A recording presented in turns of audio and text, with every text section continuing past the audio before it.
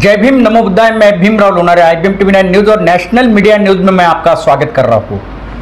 महाबोधि महाविहार मुक्ति के लिए पूरे देश में आंदोलन शुरू है और धम्म यात्रा भी निकली है जन जागरण के लिए।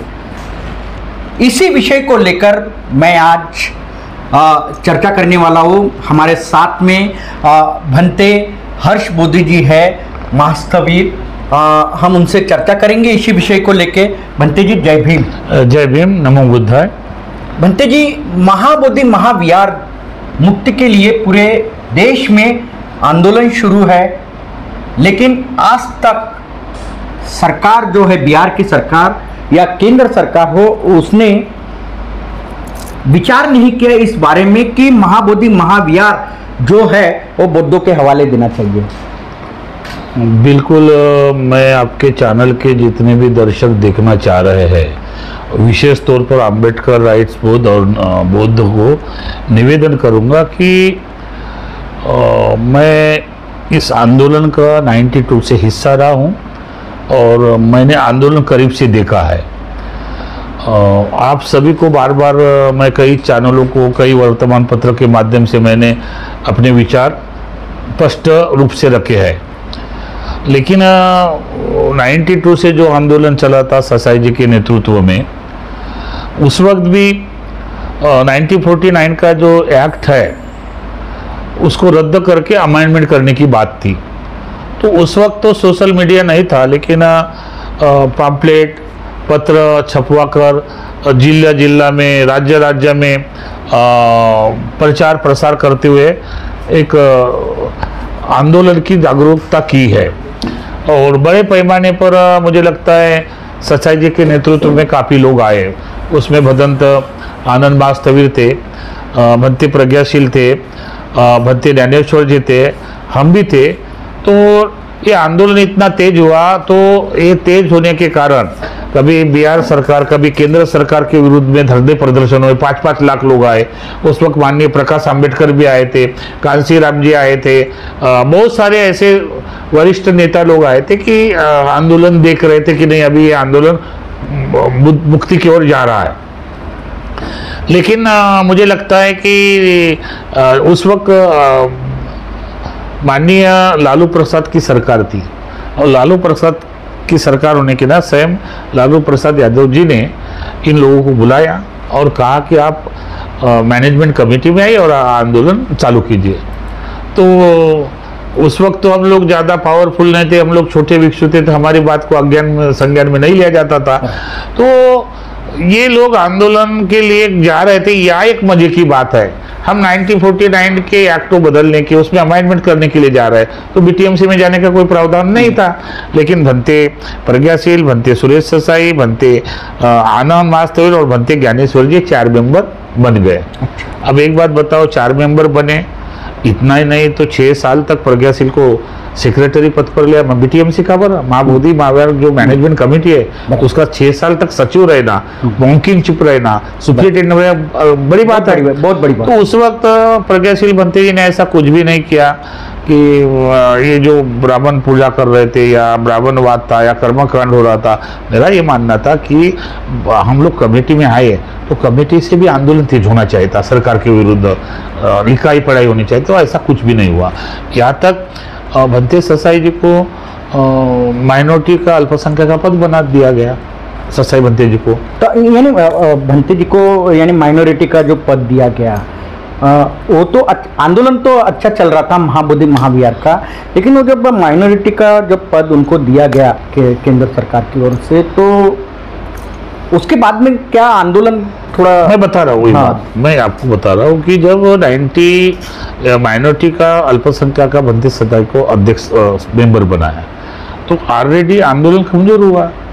और कमजोर होने के बाद 2001 में मुझे लगता है 2001 में या 2002 में इन्होंने राजीनामा दिया महाबोधि महाविहार मुक्ति आंदोलन का और अखिल भारतीय भिक्षु संघ का। ये अध्यक्ष थे भंते जी, ससाई जी दोनों के, और भंते आनंद जी मुख्य सचिव थे। हम लोग राज्य वाइज थे। तो जब आंदोलन का राजीनामा दिया, उस सारे भिक्षु थे, करीबन अखिल भारतीय भिक्षु संघ के और महाबोधि महाविहार के 500 मेंबर थे भिक्षु। तो उसमें फिर राजीनामा देने के बाद भंते जी को जवाबदारी दी, और जवाबदारी देने के बाद मुझे नेशनल चीफ सेक्रेटरी बनाया। तो मैंने क्या किया कि महाबोधि महाविहार के लिए लगातार 2001 से लेकर तो 2010 तक कंटिन्यूस पूरे महाराष्ट्र में सोलापुर, कोल्हापुर, सांगली, सातारा, नासिक, धुळे, भुसावळ, अकोला, नांदेड़, परभणी, जगह जगह सभाएं लगाई। आंदोलन तेज हुआ, लेकिन मुझे आंदोलन का परिणाम कुछ दिखाई नहीं दिया। तो मैंने 2010 में अपने आप को विड्रॉ कर दिया। अच्छा। आंदोलन को। और फिर भंते आनंद जी के नेतृत्व में आंदोलन चला। तो आपको एक बात बताऊं, आंदोलन फिर लाड बुद्धा और भंते आनंद जी के बीच संयुक्त माध्यम से अखिल भारतीय बुद्ध गया महाबोधि विहार मुक्ति आंदोलन और लाड बुद्धा टीवी चैनल के संयुक्त माध्यम से 2012 में अंबेडकर भवन में एक आंदोलन हुआ। अच्छा। महाबोधि महाविहार के लिए। तो उसमें भंते आनंद जी ने आह्वान किया कि जो कुछ भिक्षु चले गए, उसमें मुझे भी फोन किया कि हर्षबोधे आप इस बार आओ, आंदोलन हम तेज करेंगे। तो उसी वक्त भंते ससाई जी भी धरने पर बैठे थे जंतर मंतर पर। अच्छा, भंते जी भी? हाँ, ससाई भंते जी। ये मैं सच्चाई बता रहा हूँ आपको। हाँ। ये बैठे थे। कहाँ पे थे वो धरने? जंतर मंतर पर। अच्छा, दिल्ली जंतर मंतर पर। और इनका अम्बेडकर भवन पर आंदोलन था लाड बुद्धा का और भंते आनंद के नेतृत्व में। अच्छा। तो मैं गया, तो वहाँ पर मैंने भाषण भी किया। भंते आनंद जी को भी बोला कि देखिए भंते जी, हमारे तरुण जैसे भंते जी को 25 वर्ष से बर्बाद हुए आप दोनों की लड़ाई में। एक तरफ भंते ससाई जी बैठा है, एक तरफ इधर आंदोलन चल रहा है, जाए तो जाए किसके पास? अच्छा। हाँ, तो फिर भी भाई भंते ससाई जी को जाके मिला। तो उन्होंने बोला कि आओ हर्षबोधे। अभी तब भी यानी तब भी दो भंते जियों में ये था क्या था, यानी आंदोलन को लेकर टकराव था क्या? क्योंकि भंते ससाई जी भी तो टकराव चल रहा है ना। भंते ससाई जी माइनॉरिटी से अलग हो गए। अब माइनॉरिटी से जाने के बाद भंते ससाई जी के पास पावर कुछ भी नहीं रहा। ना अखिल भारतीय महाबोधि व्यक्त मुद्दा आंदोलन के रहा, ना भिक्षु संघ का रहा। तो भंते ससाई जी ने और उनके लोगों ने प्लानिंग की। अच्छा। कि भाई इस तरह से आंदोलन होता, तुम एक बार ये करो। हाँ। तो मैं भंते जी से मिलने गया, ससाई भंते जी को। हाँ। मेरा भंते ससाई जी से कोई विरोध नहीं है। हाँ। ना व्यक्तिगत में विरोध करता हूँ, मेरा उनसे करना भी नहीं चाहिए कि गुरु भी है, धर्म गुरु अब जापान से आया हुआ, तो मेरा उनके बहुत बड़ा त्याग। मैं वैचारिक विरोधी हूँ, उनका वैचारिक विरोधी हूँ। भंते ससाई जी को जाके बोला कि भंते जी, यही बात अगर आप पहले करते कि माइनॉरिटी का पद नहीं लेते, हाँ, और पिटीशन डालते, तो आपका कितना बड़ा कद ऊंचा होता। 93 में भंते जी ने पिटीशन डाला। 92 में आंदोलन चालू हुआ। ध्यान से बात सुनो। अच्छा। 92 में आंदोलन हुआ, 93 में पिटीशन डाला भंते ससाई जी ने। और 6 महीने के बाद विड्रॉ कर दिया। और फिर 2012 में फिर पिटीशन डाला, याचिका डाला। तो ये आंदोलन खत्म हुआ। अब भंते आनंद जी के नेतृत्व में ये आंदोलन चलता रहा। और भंते आनंद जी ने भी महाबोधि महाविहार मुक्ति जो आंदोलन समिति थी, उनकी एक व्यापक बैठक बुलाकर राष्ट्रीय कार्यकारिणी नई निर्माण की, ना लोगों को जागरूक किया। इसी बीच में प्रज्ञाशील ने राजीनामा दिया, वो थाईलैंड भागा। और प्रज्ञाशील सोच रहा था कि मुझे ऐसा कोई आदमी मिले जिसको लेकर मैं काम करूं। वो आकाश लामा मिला, और आकाश लामा ने ऑल इंडिया बुद्धिस्ट फॉर्म करके ये आंदोलन से फिर से शुरुआत की। अच्छा। आकाश लामा ने 2023 में, समझ रहे ना? हाँ। 2023 में शुरुआत की। उस वक्त मैं भी था उनके साथ में। लेकिन आकाश लामा जी के साथ मैं भी था, बैठक में था, सब कुछ था, यहाँ तक के विलास खराद भी था। अच्छा, विलास खरात भी था। और मैं उस वक्त बुद्धिस्ट इंटरनेशनल नेटवर्क का मतलब एक पदाधिकारी था। और उसने मुझे विलास खरात ने बोला कि भंते जी वो आकाश लामा के साथ बैठिए। फिर आकाश लामा से मीटिंग की, मैंने कालचक्र ग्राउंड बुक किया। और विलास खरात के और आकाश लामा के बीच में क्या डिस्प्यूट हुआ, तो बोलता कि नहीं, विलास खरात बोले अपना बाम से बुद्धिस्ट इंटरनेशनल नेटवर्क के माध्यम से अलग कार्यक्रम होगा। तो उस वक्त अलग कार्यक्रम किया विलास खरात ने, उसमें भैया भी खैर करते सबूत, और याद जलाया गया। और आग जलाने के बाद आकाश लामा की, यानी बीटीएमसी जो एक्ट है वो जलाया गया, जलाया बोध गया में, जलाया विलास खरात ने। अच्छा, विलास खरात। हाँ, ये 2000 कब की बात कर रहा हूँ मैं, 23 की। अच्छा, 2023 की। तो फिर आकाश लामा की शांति मार्च रैली था। हाँ। और आकाश लामा के शांति रैली में गया। हाँ। मैं। अच्छा। तो उस वक्त आकाश लामा के साथ भी पूरे भारत के पूरे राज्य के भिक्षु थे, ये नाकारा नहीं जा सकता, जो सच है वो बोलना चाहिए। हाँ, तो रैली निकली और रैली निकलने के बाद आकाश लामा का जो मनोफुली थी, आकाश लामा का जो ईगो था, आकाश लामा का जो स्वार्थ था, आकाश लामा का जो लालच था, केवल मैं ही आ गया हूँ, मेरे सिवा कोई बात नहीं करेगा। तो ये रवैया देखते हुए मैंने बोला कि नहीं, ये आदमी हमको, यानी आप भी विड्रॉल हो गए। हाँ, मैं, वो आदमी हमको कोई सम्मान दे नहीं रहा है भिक्षु को। तो एक मीटिंग में जाके हमने आकाश लामा को बोला कि आपका इस तरह से नहीं चलेगा। यानी आकाश लामा से आप भी दूर हो गए। फिर आकाश लामा से दूर हुए। फिर रैली होने के बाद आकाश लामा ने, प्रज्ञाशील ने भारतीय बौद्ध महासभा को या समता संघ दल को महाराष्ट्र में कई राज्यों में गए और आंदोलन तेज करने का प्रयास किया और आंदोलन की सगर्जा में मीटिंग की। और फिर आकाश लामा को सपोर्ट मिला महाराष्ट्र से, और महाराष्ट्र से सपोर्ट मिलने के बाद 17 जो इसको, हाँ, वो धरने पर बैठे। जब भूख हड़ताल पर बैठे, भूख हड़ताल से बैठने के बाद सरकार ने उसकी जानबीन की, तो वहां पर भी देखा कि आंदोलन कुछ होने वाला नहीं, तो उसको वहां जगह मिली। वो जगह मिली तो सोशल मीडिया के माध्यम से आंदोलन पूरे भारत में गया। उसमें विनय चारा भी आया, चंद्र कीर्ति भी आया, के राहुल आया, राजेंद्र पाल गौतम आया, सारे लोग आए और उसी प्रोटेस्ट पर बैठे। ठीक है, आप यहाँ मजे की, आकाश लामा जी वगैरह सब साथ में बैठे, लेकिन मैं विरोध में था। अच्छा, आप विरोध में क्यों थे? लेकिन मैं आंदोलन के विरोध में नहीं था, मैं ये आंदोलन के नेतृत्व कर रहे आकाश लामा और प्रज्ञाशील के विरोध में था। लेकिन क्या कारण था? कारण वो ये तो आखिर आपको विरोध तो करना नहीं था ना? ये कारण बता रहा हूँ। जब जो आदमी 6 साल तक बैठा और फिर 24 साल फिर आंदोलन कर रहा, तो क्या मैं भरोसा कर पाऊंगा? यहाँ तक के आकाश लामा ने बीटीएमसी में मेंबर बनने के लिए प्रयास किया गया, तो मैं कैसे मानूं कि ये लोग आंदोलन करेंगे?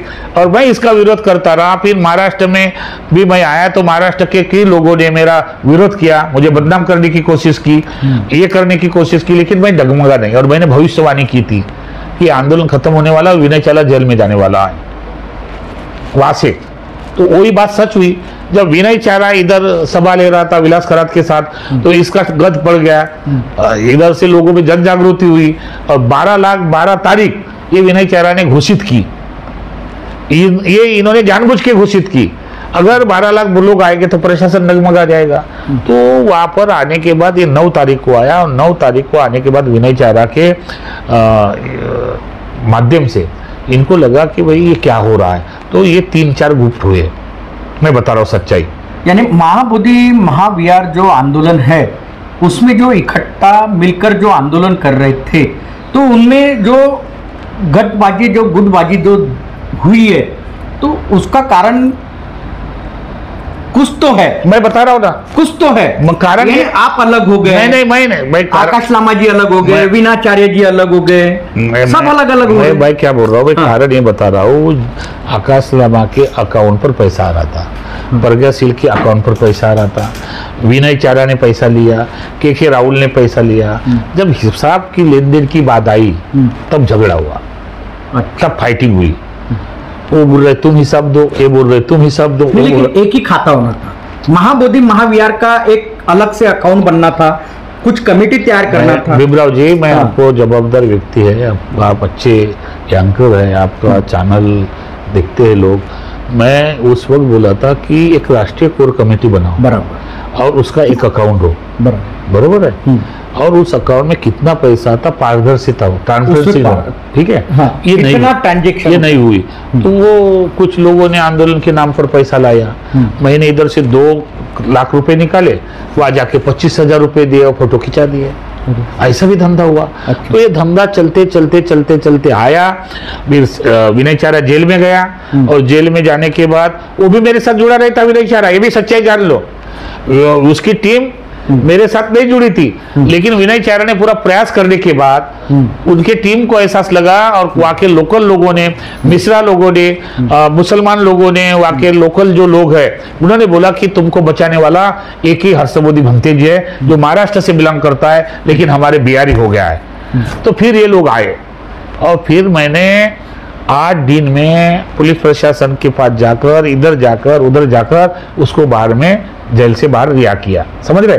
विनय चारा को रिहा करने के बाद पटना में कार्यक्रम हुआ, दिल्ली में, पटना में हुआ। आप उसी कार्यक्रम में आए थे ना? पटना के कार्यक्रम में आए थे।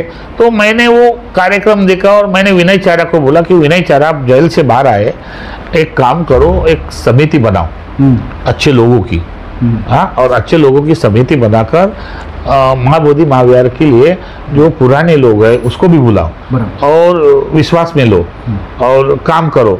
लेकिन महाराष्ट्र के कुछ लोग थे जो आपने अभी ध्वज की यात्रा में बुलाया, तो उस वक्त मैं नाम लेना नहीं चाहता हूँ। जो लोग मुझे रात दिन बात कर रहे हैं कि भंते जी आप विनय चारा को निकालो, आप 1 लाख रुपए देंगे, आपका सारा व्यवस्था करेंगे, वो लोगों ने ही मेरे साथ धोखा किया। मैं उसका नाम नहीं लेना चाहता हूँ, लेकिन मैं अपने आपके चैनल के माध्यम से बता रहा हूँ, इनका सारा भंडाफोड़ कर दूंगा, मैं इसका सारा भंडाफोड़ कर दूंगा। अभी जो लोग बोल रहे हैं कि आकाश लामा को एक होना चाहिए, विनय चारा को एक होना, आकाश लामा विनय चारा है कौन? वो आंदोलनकारी प्रज्ञाशील को बुला, आंदोलनकारी आनंद भंते जी को बुला, आंदोलनकारी भंते ससाई जी को बुला, जो जापान से आकर उन्होंने 92 से आंदोलन 30 साल तक किया, उसको भूलना नहीं चाहिए। जिसमें हर्षबोधी को बुलाओ। और अभी कुछ लोग बोल रहे कि एक हो, समाज के लोग ये करेंगे, समाज के लोग हो रहे। अरे तुमने तो भिक्षुओं को दो आपस में गुट पाया, तुमने ही तो भिक्षुओं को गुट निर्माण किया, तुमने तो किसी भिक्षु को चढ़ाया, किसी भिक्षु को घटाया, किसी भिक्षु को हटाया, और स्वार्थ के लिए तुम ये काम कर रहे हो और स्वार्थ के लिए प्रोजेक्ट कर रहे हो। अभी मैं बताना चाहता हूँ, उस दिन बनते ज्ञान ज्योति को मैं निवेदन कर रहा हूँ, उस दिन बनते ज्ञान ज्योति बोल रहा था विनय चारा को कि तू टी-शर्ट डाल रहा है, तेरा चिवर उतारना चाहिए, तो अनागरिक बनना चाहिए। और क्या ज्ञान ज्योति भंते जी को इतना भी दिमाग नहीं है कि अभी उसी के साथ रैली में जा रहा है? इसको क्या समझे? ये सच्चाई बता रहा हूं मैं आपके सामने। और जो लोग बोल रहे मैं पक्ष में हूं, एक पक्ष में, मैं पहले ही बोला 16 तारीख के पहले आकाश लामा को बुलाओ, बनते आनंद को बुलाओ, बनते ससाई जी को बुलाओ, बनते प्रज्ञाशील को बुलाओ। बराबर। और बनते जी मैं आपकी भावनाओं को जानता हूं। ये जो धम्म यात्रा पूरे महाराष्ट्र में हो रही है, यानी नागपुर से दीक्षा भूमि से शुरुआत हुई और चैत्य भूमि तक जा रही है, चैत्य भूमि से फिर नागपुर आएंगी, तो ये जो धम्म यात्रा है इसमें आपको विश्वास में लेना था। सभी जो आंदोलन में सक्रिय थे उन सबको विश्वास में लेकर ये यात्रा निकालना था, ऐसे आपको लगता नहीं क्या? नहीं, देखिए, मैं ये नहीं बोलना चाहता, लेकिन जिन लोगों ने आयोजन किया, मैं उन लोगों को बोला, मैंने चार्ज दिया, मैं तुम्हारा विरोध करने वाला हूँ, तुम्हारे चेहरे का नकाब उतारने वाला हूँ, तुमने मेरे साथ क्या क्या किया। जिस आदमी ने मदद किया, जिस आदमी ने जेल से बाहर निकाला, वो विनय चारा का भी फर्ज बनता कि हर्षबोधी ने क्या किया। वो क्यों सामने नहीं आ रही बात कि भंते जी ने मुझे कोऑपरेट किया करके? कभी बोला, कभी ये किया? मैंने उसको बचाया, मैंने उसको बोला कि अभी लेकिन धम्म यात्रा के लिए आपको बोला नहीं गया क्या? नहीं, किसी ने नहीं बोला गया।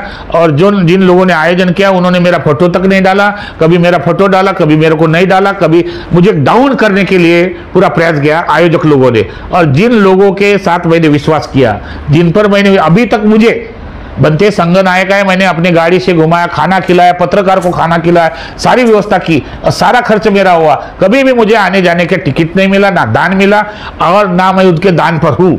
लेकिन तुम्हारा जो चंदा और धंधे का जो आंदोलन हो रहा है, चंदे और धंधे के लिए तुम जो ये कर रहे हैं, ये मैं अभी नहीं। आपने कहा कि चंदा और धंधा, ये शब्द का आपने प्रयोग किए, ये चंदा और धंधा, इस शब्द का प्रयोग करने के पीछे आपका क्या मकसद है? ये तो अभी तक देख ही रहा हूं। अगर सच्चे मन की इनको महाबोधि महावीर की लड़ाई लड़नी है तो अभी भी कुछ वक्त नहीं बगड़ा। कल पत्रकार परिषद हुई, उन लोगों ने आह्वान किया, मैं उससे सहमत हूं, मैं उनसे सहमत हूं कि भंते आनंद जी को, भंते ससाई जी को, भंते प्रयाशील को, भंते प्रियपाल को, भंते करुणाकर को, आकाश लामा को, विनय चारा को, भंते हर्षबोधी को बिठाकर, एक साथ बिठाकर सच्चे मन से, पवित्र मन से, स्वार्थ, अपना लालच, अपना मोह, अपना ईगो छोड़कर महाबोधि महावीर के लिए सामने आना पड़ेगा। अभी पैसे की जरूरत नहीं है आंदोलन के लिए, पैसा बहुत है, पैसे की जरूरत नहीं है। नहीं लेकिन जनता तो पैसा दे ही रही ना। अभी लोगों बौद्ध अनुयायी आप तो मेरी पैसा बात दान दे ही आप, रहे। अरे भाई इसीलिए ना कि देखो एक अंधा आदमी नौटंकी कर रहा है, एक अंधा आदमी अभी सेलिब्रिटी बनाकर उसको प्रोटेक्ट कर रहा है, तो इसके पीछे क्या राज है? हर्ष मोदी को क्यों नहीं डाला गया यात्री में? हर्ष मोदी का बैनर पर क्यों फोटो डाला नहीं गया है? मैं क्या सीनियर नहीं हूँ? ज्ञान ज्योति मेरे से छोटे है, ज्ञान ज्योति मेरे से जूनियर है, मैं सबसे सीनियर हूँ, अनागा भत्ते संघ नायक ने बताया। तो ये जो महाराष्ट्र में कुछ भिक्षु है, मैं मानता हूँ भिक्षु में भी कुछ प्रदूषण है और उपासक में कुछ प्रदूषण है, लेकिन जो लोग ठग है, जो हमेशा लोगों को ठगाते हैं, जो हमेशा लोगों को गुमराह करते हैं, कभी बीजेपी की तरफ जाते, कभी कांग्रेस की तरफ जाते, कभी इसके तरफ जाते, और इनका एकमात्र पैसा कमाना, समाज के लिए कोई योगदान नहीं। ऐसे में मुझे लगता है विनय चारा भी किसी के प्रेशर में आके उनको भी कहीं ना कहीं ये सोचना चाहिए था कि बड़े बड़े, मैंने उस दिन बोला भाषण में, इससे बात को समझना चाहिए कि मैं 13 दिन तेरे पहले जेल में रहा, तू 2 महीने रहा, अगर जेल में जाने से इतना बेनिफिट होता तो मुझे साला बार बार जेल में जाना चाहिए। हाँ, मैंने इशारा किया और उसको समझाया, ज्ञान ज्योति भंते ने समझाया, लेकिन मेरे समझ में नहीं आ रहा कि हमारा भिक्षु ज्ञान ज्योति जैसा भंते जी जिसके इमेज है, और वो 2 तरह की बात करते हैं। एक कहते हैं कि विनय चारा का चिवर उतार के अनागारिक बन के यात्रा करो, दूसरे तरफ भंते ज्ञान ज्योति उनकी यात्रा में जाते हैं, तो मैं क्या समझूं? इसलिए मैंने अभी आपको बता रहा हूं, इसलिए मैंने 1 अक्टूबर को सोचा। डॉक्टर बाबा साहब आम्बेडकर ने 14 अक्टूबर 1956 को बौद्ध धर्म की दीक्षा ली और अपने लोगों को कहा कि मुझे प्रबुद्ध भारत का निर्माण करना है। अब मैं प्रबुद्ध भारत निर्माण करने के लिए ही 1 अक्टूबर को विजयादशमी के पहले बाबा साहब के सपनों को साकार करने के लिए 5 लाख लोगों को बौद्ध धर्म की दीक्षा देने के लिए आह्वान कर रहा हूं। और उसमें महाबोधि महाविहार के जितने भी आंदोलनकारी है, चाहे प्रज्ञाशील है, चाहे आनंद बनते जी है, चाहे सच्चाई बनते जी है, चाहे लामा है, चाहे विनय चारा है, उनको सबको मैं आमंत्रित कर रहा हूं एक ही मंच पर, एक ही मंच पर। और वहां तुम अपने गिरेबान को बाजू में, अपने मन को, अपने शुद्ध मन को लेकर समाज के सामने मैसेज रखो, नहीं तो वरना मैं बोध गया कि धरती पर पैर नहीं रखने दूंगा। मैं बिहारी हूं, हाँ मैं बिहारी हूं, मुझे नहीं बोलना चाहिए कटु भाषा, लेकिन अभी मुझे दर्द हो रहा है, मुझे तकलीफ हो रही कि महाराष्ट्र का समाज इतना भावनात्मक जाता है एक धर्म को लेकर, और ये सेटिंग है, ये केवल चंदे और धंधे की सेटिंग है। अभी मुझे भारतीय बौद्ध महासभा के कुछ लोगों ने बोला वहां पर भीमराव जी का फोटो क्यों डाला गया? मैंने बोला मुझे मालूम नहीं यार, मुझे मेरा भी फोटो नहीं डाला, भीमराव का डाला है, क्योंकि भारतीय बौद्ध महासभा महाराष्ट्र में उसका अस्तित्व है, तो उनके फोटो डालने से लोग आगे आएंगे, दान देंगे यात्रा में।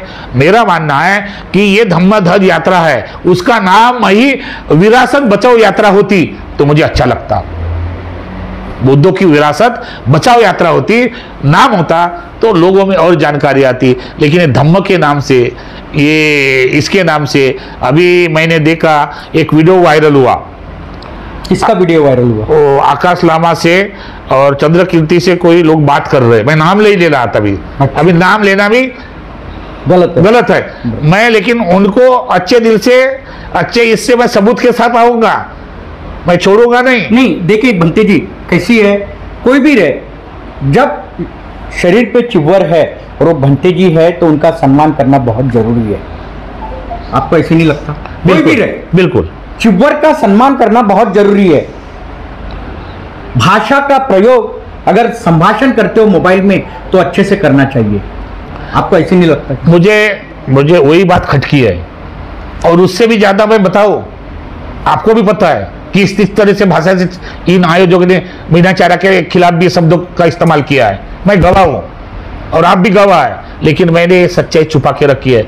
जिस दिन मैं अपना पोल खोल दूंगा ना, इनके समाज कपड़े उतारेगा। लेकिन एक धर्मगुरु होने के नाते अभी भी वक्त बचा है, अभी भी समय नहीं गया है। अपने आप को बदलो, धर्म के रास्ते पर चलो, प्यार दो, भंते जी का सम्मान करो। ये केवल साधारण बात नहीं। देखिए भंते जी बात सही है, लेकिन बहुजन मीडिया भी काफी है शहर में, नागपुर शहर में, और बहुजन मीडिया ने ही इस आंदोलन को बड़ा किया है। पूरे देश की बहुजन मीडिया बोलूंगा मैं, नागपुर शहर की नहीं। बहुजन मीडिया ने इस आंदोलन को बड़ा किया। महाबोधि महाविहार मुक्ति आंदोलन को, लेकिन उनको भी आयोजक मंडल ने जो है विश्वास में नहीं लिया और कुछ लोगों को अभी मीटिंग करके विश्वास में लेकर वो अभी उनके साथ में है कुछ बहुजन मीडिया। क्या यानी आप क्या बताओगे इस बारे में? देखिए, जो व्यक्ति आयोजन में मास्टरमाइंड है और वो मास्टरमाइंड किसको तोड़ना कैसे तोड़ना वो जानता है, आपस में भिड़ाना। तो मैंने उस दिन भी बोला बहुजन मीडिया को कि बहुजन मीडिया संगठित होकर उस दीक्षा भूमि पर लाइव करने के लिए नहीं गया, उसका एक परिणाम तो आया ना। लेकिन बहुत जल्द जिसके लिए मैं काम कर रहा था, जिसके लिए मैं बोल रहा था, समझ रहे ना, तो मेरा ये मानना है कि ऐसा उन्होंने नहीं करना चाहिए।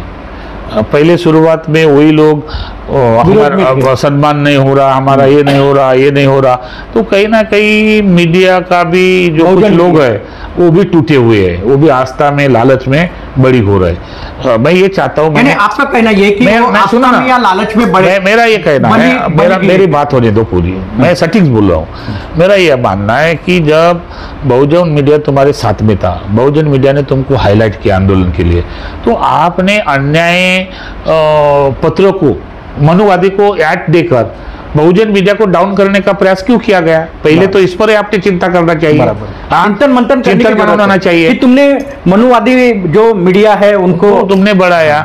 जहाँ तक मेरी बात है तो मैंने, देखो, मेरे मान सम्मान की बात नहीं है, मैं ये मानता हूँ आज लोग फूलों के हाल डाल रहे तो मेरे कर्मों से डाल रहे, कल जूते मारेंगे तो मेरे कर्मों से मारेंगे, बराबर है कि नहीं?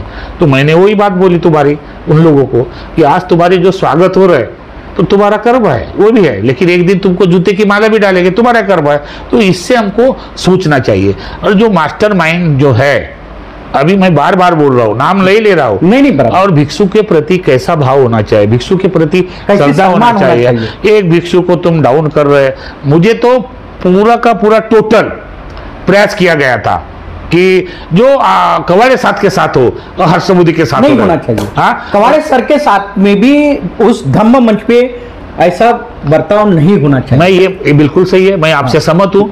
मैंने आयोजक को बोला कि कवाड़े साथ के साथ ये लोग हो रहे, और उसमें भी पूरे कवाड़े साथ के विरोध में नहीं थे, कुछ जन लोग थे, कुछ लोग भेजे हुए थे, कुछ लोग ऑटोमेटिक इस कार्यक्रम को बिगाड़ने के लिए थे, और ये आयोजक को भी पता था, हमें पता था आपका भी विरोध होने वाला था, मेरा भी विरोध होने वाला था, मेरा विरोध तो ज्यादा होने वाला था, लेकिन उनको ये पता आ गया कि ये भीमसेना का प्रवक्ता है, ये भीमसेना उसके साथ में है, और भीमसेना अपने आप में एक मजबूत संगठन है, और भीमसेना के राष्ट्रीय अध्यक्ष सिरदर साड़े है, वो तो किसी को चैलेंज करते, आप राष्ट्रीय प्रवक्ता हो, तो किसी के माए के लाल की हिम्मत नहीं हुई। लेकिन जिस तरह से षड्यंत्र किया, तो मेरा मानना था आयोजक को कि वहां पर खड़े होकर या विनय चारा को खड़े करते और बोलते कि भाई इस तरह का विरोध मत करो, मैं आया हूं, नहीं तो मैं यहां से हट जाऊंगा, चुपचाप हो जाते। लेकिन ये सारी की सारी रणनीति बनाई गई है, लेकिन हम तो कर्म से, हम तो भगवान को बोला है, और जिन जिन लोगों ने हमारे साथ में ऐसा व्यवहार किया है उनको भी मंगलमयती दी है।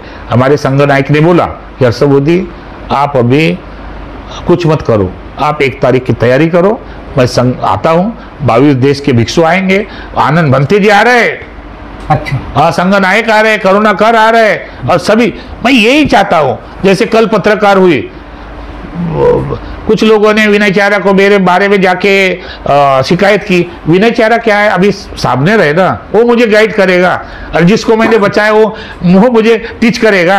मैं बुद्ध गया के धरती पर रहता हूँ, मुझे बुद्ध गया में रहने से मुझे मालूम है, मैं बड़ी बात नहीं करता हूँ। आपके पत्रकारों को सबको पता है कि हर्षबोधी की क्या इमेज है, मुझे बड़ा नहीं बनना है। लेकिन आंदोलन के लिए जो आंदोलन के नाम पर आंदोलनकारी बनकर चंदा धंधा कर रहे, उसको मैं बख्शूंगा नहीं। अभी वक्त है, बाबा साहब के धर्मांतर के 1 दिन पहले, चाहे आकाश लामा से मैं बात करने वाला हूं कि आप आओ, बद्दे आनंद से बात करने वाला हूं कि आप आओ, विनय चारा को बात करने वाला हूं, उसी दिन एक 5 लाख लोगों को धम्म दीक्षा होगी, देश विदेश के लोग होंगे, महाबोधि महाविहार और महाबोधि ऐलान भी होगा, महाबोधि महाविहार की के लिए 5 लाख लोग जितने भी हो संख्या के इसमें कटिबद्ध होकर प्रश्नोत्तर एग्रीमेंट होकर आंदोलन की लड़ाई लड़ने के लिए मजबूर कर दूंगा। देखो समय का भी अभाव है अपने पास भंते जी, मेरा एक आखिरी सवाल है। जी जी। अभी धम्म यात्रा तो निकली है, मैं चाहता हूँ आप भी उनको शुभेच्छा दे दो आपके माध्यम से। मेरी शुभेच्छा है, मेरी पहले से ही शुभेच्छा है। मैंने विनय चारा को बोला कि धम्म यात्रा करो, एक जन जागृति करो, लेकिन महाराष्ट्र में ही मत करो। अभी केरला में जाओ, उत्तर प्रदेश में जरूरत है, झारखंड में जरूरत है। जिस राज्य में महाबोधि महाविहार और बौद्धों की संख्या नहीं है उनको जागरूक करने की ज्यादा जरूरत है। मेरी धम्म यात्रा से सदिच्छा है, हैप्पी जर्नी भी किया मैंने, लेकिन आप जिस तरह से बड़े बड़े भित्तिजों को अवॉइड करके केवल भंते विनय चारा जेल में जाने से अगर आकर्षण है, ठीक है, विनय चारा को लोग देखने के लिए आ रहे, सम्मान भी कर रहे, लेकिन जो लोग उसके पीछे है उन लोगों ने सोचना चाहिए कि बड़े बड़े भंते जी को साथ में लेना चाहिए। और उनका लेकिन विनाचार्य जी का उसमें कोई रोल नहीं है, जो आयोजक मंडल है कहा जा रहा है उनका बहुत बड़ा रोल है। नहीं, मैं ये बात आपकी इसलिए नहीं मानूंगा क्योंकि विनय चारा कोई बच्चा नहीं है।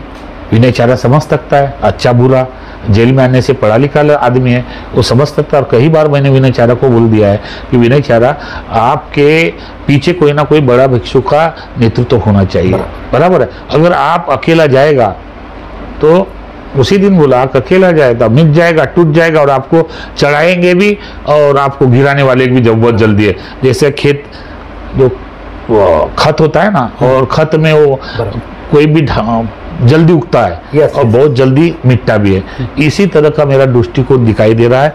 बहुत जल्द ये आपस में पैसे के लिए टकराव होगा, जैसे विनय चारा का हो रहा, आकाश लामा के साथ हो रहा था, वैसे ही मुझे लगता कहीं ना कहीं धम्म रैली में भी टकराव होगा, और ये निश्चित रूप से इसका एक परिणाम होगा। अभी भी वक्त कोई गया नहीं, तो अच्छे भिक्षु को, अच्छे कॉलर्स लोगों को धम्म यात्रा में शामिल करके उनके मार्गदर्शन में